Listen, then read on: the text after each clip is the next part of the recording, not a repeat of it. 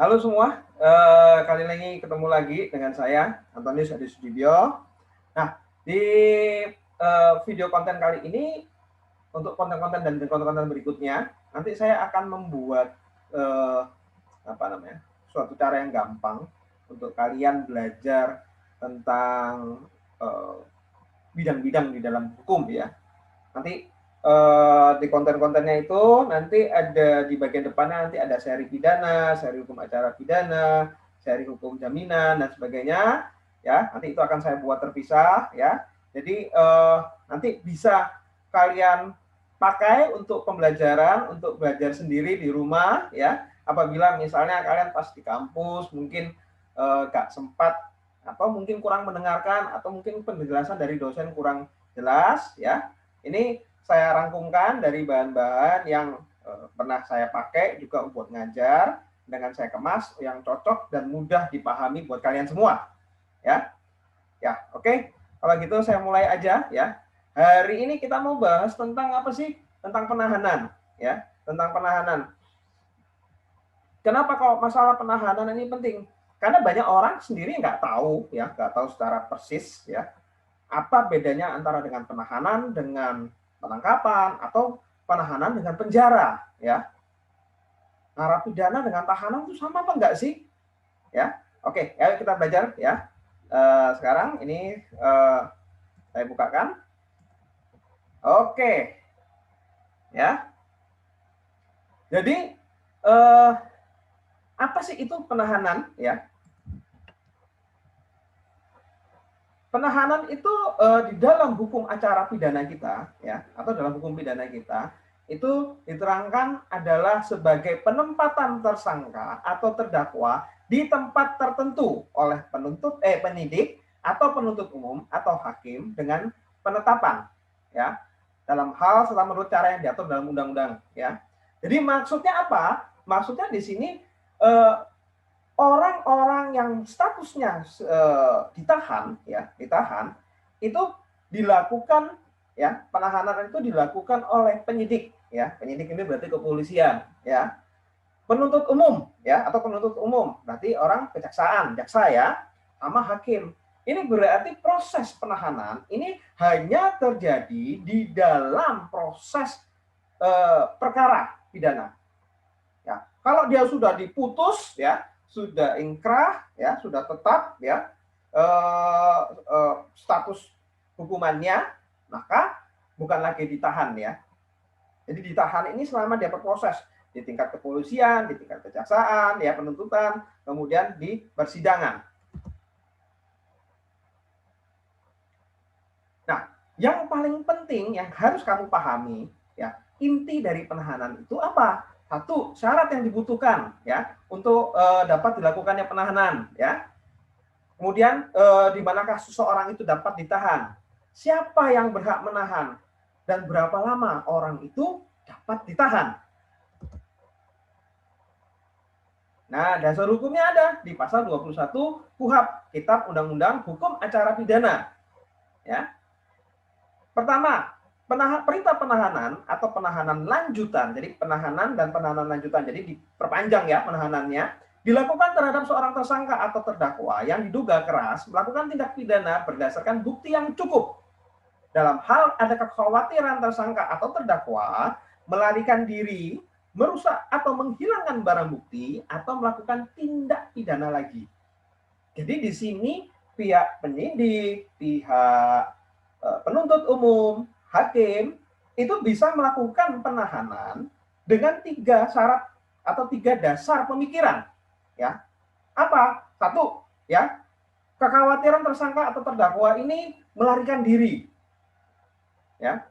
Kemudian yang kedua, merusak atau menghilangkan barang bukti atau melakukan tindak pidana lagi.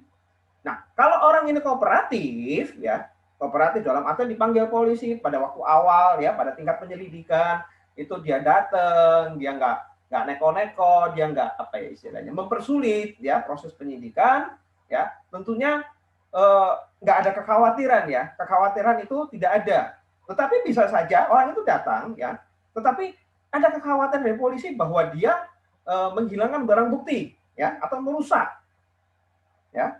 atau melakukan perbuatan kejahatan pidana lain. Ya. Jadi 3 ini merupakan syarat yang berupa apa ya? Kalau boleh bilang subjektif ya. Subjektif karena itu berdasarkan penilaian ya.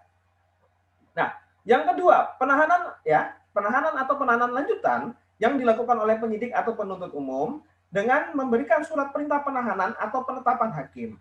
Ya, dengan menyebutkan identitas tersangka atau terdakwa dan alasan penahanannya. Ini adalah prosesnya ya.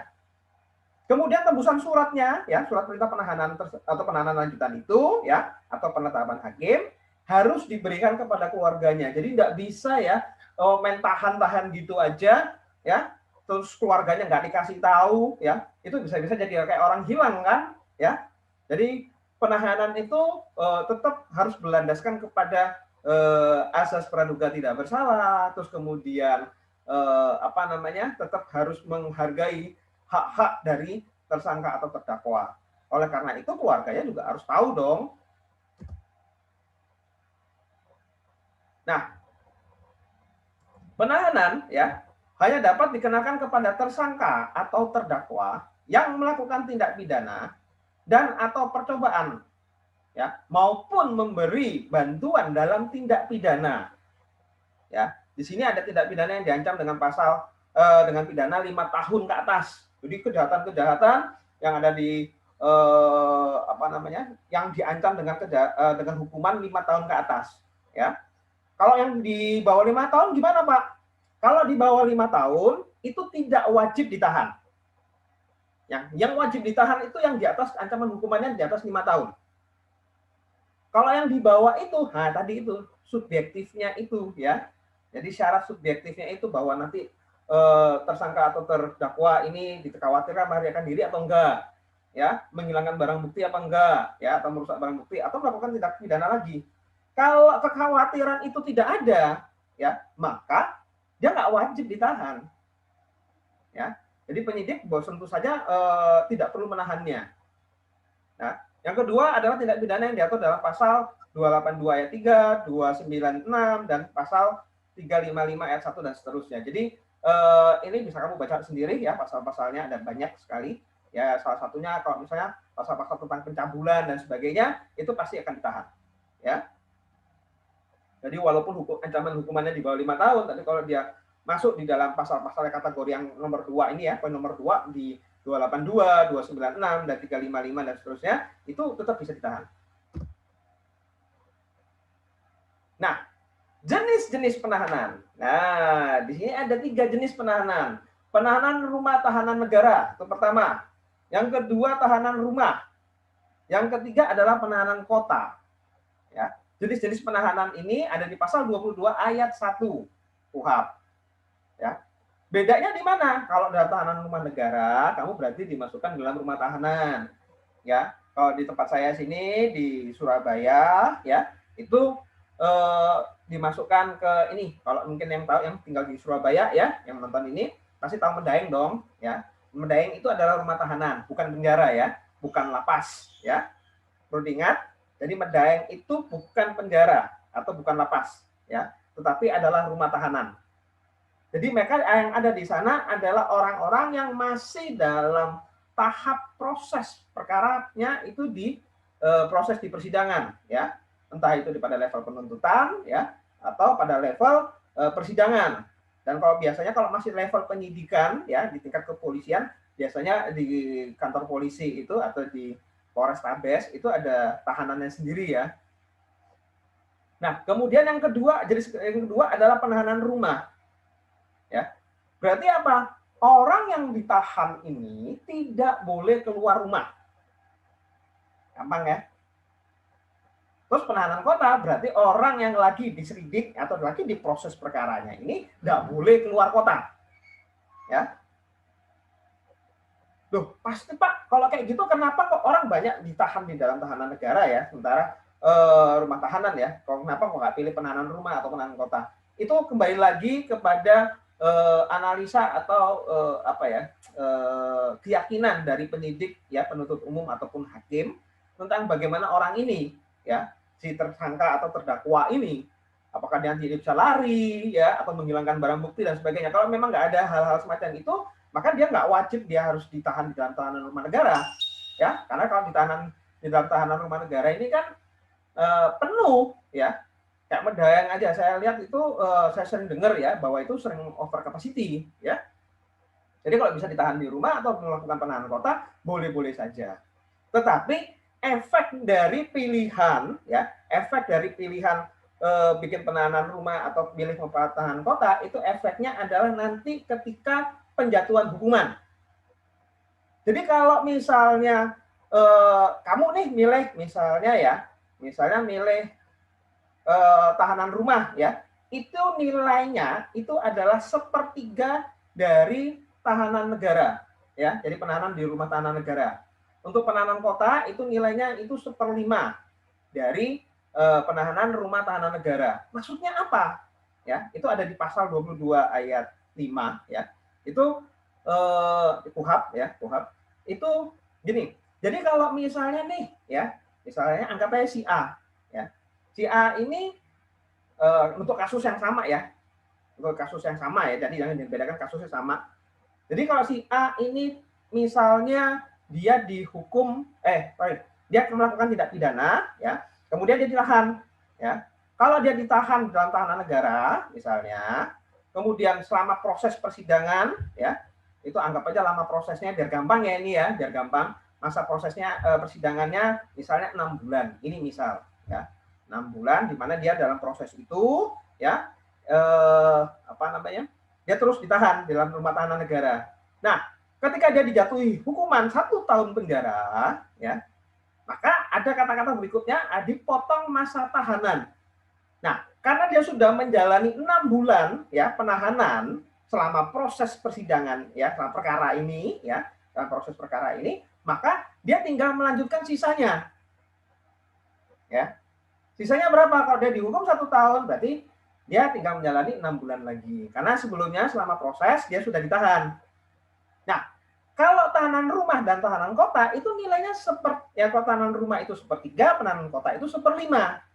Jadi kalau bisa dikatakan, berarti kalau misalnya dia ditahan 6 bulan, ya tinggal dibagi, ya, tinggal dibagi. Jadi ibarat kata begini, 3 bulan tahanan rumah itu sama dengan 1 bulan tahanan di rumah negara. 5 bulan penahanan kota itu sama dengan 1 bulan tahanan negara, ya, di rumah tahanan negara. Biar gampangnya gitu, ya. Jadi kalau ditahan di rumah 3 bulan penahanan rumah itu nilainya sama dengan 1 bulan tahanan di rumah tahanan negara, ya. Penahanan kota 5 bulan tahanan kota itu sama dengan 1 bulan penahanan di rumah tahanan negara, ya. Jadi gampangnya gitu, ya. Jadi untuk pasal 22 ayat 5 kalau nggak salah itu, ya, KUHP itu dijelaskan seperti itu. Jadi pemahamannya seperti itu, ya. Nah, siapa sih yang berhak melakukan penahanan? Nah, ini kita harus belajar, perhatikan, ya, pasal 1 ke 20 angka 21, ya, KUHP, ya. Yang berhak melakukan penahanan adalah penyidik, penuntut umum, ya, dan hakim, ya. Dan mengenai lamanya penahanan itu diatur di pasal 24, 25, 26, 27 dan 28 KUHP dengan pengecualian di pasal 29. Ya, dengan pengecualian di pasal 29 nanti dibaca sendiri deh, ya. Nanti kalau saya jelasin nanti panjang banget, ya. Karena ini kan cuma mau jelasin penahanan itu seperti apa sih, ya. Tata caranya seperti apa, lamanya seperti apa. Jadi untuk pihak-pihak yang mungkin berkepentingan, yang punya kepentingan, punya kok bisa sampai diperpanjang berapa kali, sekian lama, berapa lama sih ini ditahan? Nah, di sini saya gambarkan. Ya, ini saya dianukan, ya. Lamanya kewenangan untuk menahan. Di level penyidikan itu lamanya penahanan itu 20 hari. Bisa diperpanjang, ya. Memperpanjangnya itu penuntut umum, ya. Di atasnya, ya, di atasnya. Itu 40 hari. Kemudian di penuntut umum, ya, di level penuntut umum, ya, itu lama penahanan 20 hari, bisa diperpanjang 30 hari, ya. Minta perpanjangannya atau berdasarkan penetapan dari ketua PN, ya. Bagaimana? Terus kemudian di tingkat pengadilan, ya, pada waktu proses, ya, Lama penahanannya 30 hari dapat diperpanjang oleh Ketua Pengadilan Negeri 60 hari. Kemudian di Hakim Pengadilan Tinggi ya, lama penahanannya 30 hari dapat diperpanjang Ketua Pengadilan Negeri 60 hari. Kemudian di Mahkamah Agung dapat diperpanjang oleh Ketua MA ya. Jadi lama penahanan 50 hari dapat diperpanjang 60 hari. Gitu. Jadi semoga dengan hal yang semacam ini yang saya jabarkan seperti ini bisa membantu ya teman-teman ya yang mau belajar tentang hukum acara pidana ya atau yang khususnya mengenai penahanan. Nah, dalam hal terdakwa diancam dengan hukuman 9 tahun atau terdakwa melanggar fisik dan mental, maka penahanan dapat diperpanjang lagi 30 hari dan 30 hari lagi. Jadi itu apa? Itu pasal 29 tadi yang sempat saya jelaskan tadi yang sifatnya pengecualian ya. Jadi pengaturan masalah penahanan ini jika terdakwa diancam dengan 9 tahun atau terdakwa mengalami gangguan fisik dan mental, maka penahanan dapat diperpanjang ya. 30 hari dan 30 hari lagi. Ya. Jadi pejabat yang berhak melakukan perpanjangan penahanan di tingkat penyidikan itu dan penuntutan itu ada di Ketua PN, kemudian tingkat pemeriksaan itu ada di Ketua PN, dibanding di Ketua PT, tingkat kasasi itu di Ketua MA. Ya. Oke. Ya. Jadi sudah sampai di situ saja ya. Terima kasih, gracias dan untuk semua ya. Mudah-mudahan dengan penjelasan singkat saya ini bisa memberikan pencerahan atau sedikit gambaran buat kalian yang lagi belajar hukum acara pidana atau pihak-pihak yang mau belajar ya, bukan orang hukum, mau belajar tentang pidana ya. Mungkin karena berproses, keluarganya ada yang seperti itu. Terima kasih banyak ya untuk menonton video ini. Kita ketemu lagi di seri yang berikutnya ya. Nanti ada macam-macam ya, ada macam-macam video. Tadi ada seri hukum jaminan, ada perbankan ya, hukum acara perdata. Jadi macam-macam ya. Ikuti terus dan jangan lupa subscribe dong. Biar saya tambah semangat. Oke? Thank you. See you.